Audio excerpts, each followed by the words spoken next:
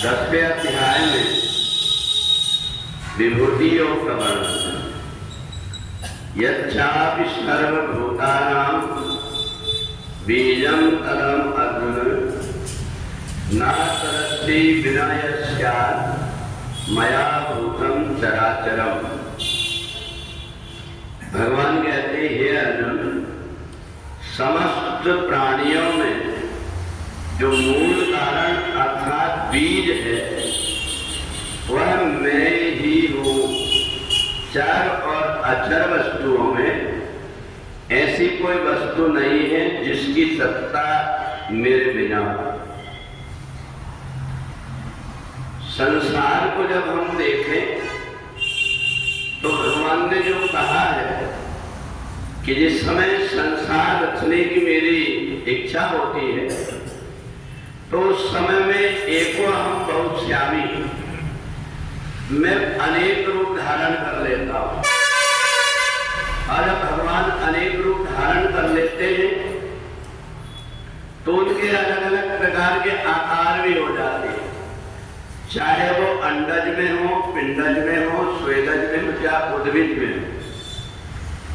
तो हमें ये देख करके लगता है कि परमात्मा के बिना किसी भी जीवात्मा में जो कुछ भी गुण दिखाई देते, जो कुछ भी वो कर्म करता है, उन सब में जब तक परमात्मा की सत्ता विद्यमान है, जैसा उससे कर्म कराती वैसा कर्म करता है वो। और जब परमात्मा की सत्ता वहां शून्य हो जाती, काम करना बंद कर देती है, तो जीवात्मा का अस्तित्व समाप्त हो जाता है। तो इसलिए जितनी प्रकार की चीजें दिखाई दे रही, जड़, चेतन, गुण, दोष, ये सब परमात्मा ही की शक्ति से बना हुआ है। और इसलिए परमात्मा ने जहां जिसके ऊपर विशेष कृपा किया है उसके अंदर कुछ विशेषता दिखाई देती है। उसका व्यवहार करने का ढंग अलग रहता है, उसकी बात करने का ढंग अलग रहता है, उसकी कार्य करने का ढंग अलग रहता है। उसके कार्य को देख करके लगता है ये व्यक्ति बड़ा सज्जन है। सब प्राणियों में समभाव से देख करके किसी का भी मन न दुखे इसका काम करता है।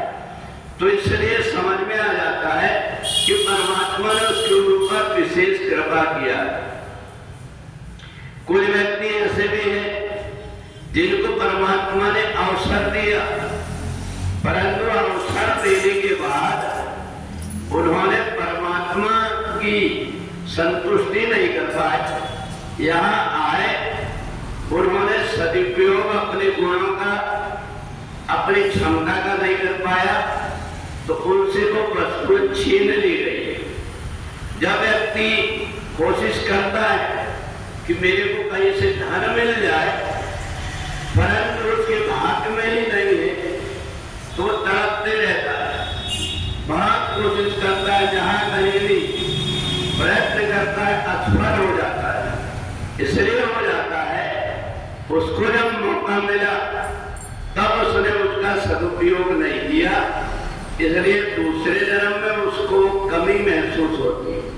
बहुत प्रयत्न करता है, एक व्यक्ति जरा सा प्रयत्न करता है और उसको बहुत कुछ मिल जाता है, पर एक व्यक्ति हर समय प्रयत्न करता है तो भी उसको कुछ नहीं मिल पाता।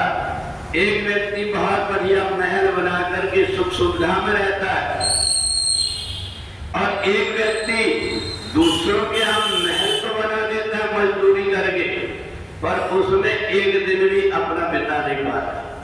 मेहनत उसने किया, बनाया उसने, परंतु उसको रहने का सौभाग्य प्राप्त नहीं होता। ये सब अपने ही कर्म के कारण होता है। तो इसलिए आज जो कुछ भी अच्छाई दिखाई देती, जो कुछ भी हमें दिख रहा है, इसमें हमने परमात्मा का विश्वास प्राप्त करके और उनके साथ में जैसे उनकी इच्छा थी वैसा कर लिया, तो आज जीवन में सफल प्रकार के सुख और सुविधा है, और यदि हमने नहीं किया तो उसके लिए हम परेशान होते रहते हैं। तो इसलिए समझदार व्यक्ति वह है जो परमात्मा की इच्छा में अपनी इच्छा को मिला देता है। परमात्मा तो दयालु है, उसने तो मौका दिया, परंतु मैं ही अपने कर्म के कारण ऐसा आगे नहीं कर पाया, इसी का फल है। तो वो ये सोच लेता है कि जो कुछ भी मेरे जीवन में मिल रहा है ये सुख दुख देने वाला और कोई नहीं, ना ही न कोई सुख दुख कर रहा था, निज कर्म भोग सम्राटा, मैं अपने ही कर्म का फल भोग रहा हूँ, ऐसा मान करके व्यक्ति अपने आप में संतुष्ट हो जाता है और आगे में क्या कर सकता हूँ, इसलिए अच्छे कर्म करके, सत्संग करके, परमात्मा की भक्ति करके अपने आने वाले भविष्य को सुधार देता है। और इसी को भगवान ने कहा है, जिसमें विशेष कोई गुण दिखाई दे रहा है, विशेष सुख सुविधा जिसको मिली है, वो विभूति है इस संसार की। जिन्होंने अच्छा कर्म करके लोगों को दिखाया है, उसका फल आज उनको अच्छा मिल रहा है।